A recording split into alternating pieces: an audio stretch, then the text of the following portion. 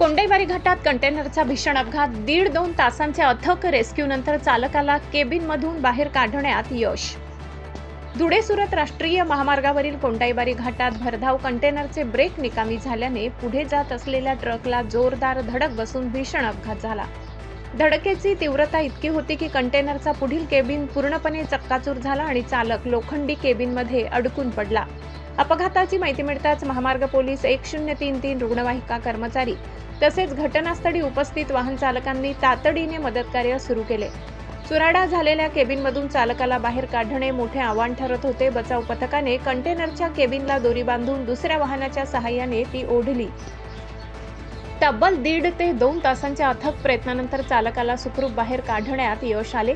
विशेष म्हणजे एवढा भीषण अपघात होऊनही चालकाला कोणतीही गंभीर दुखापत झाली नाही.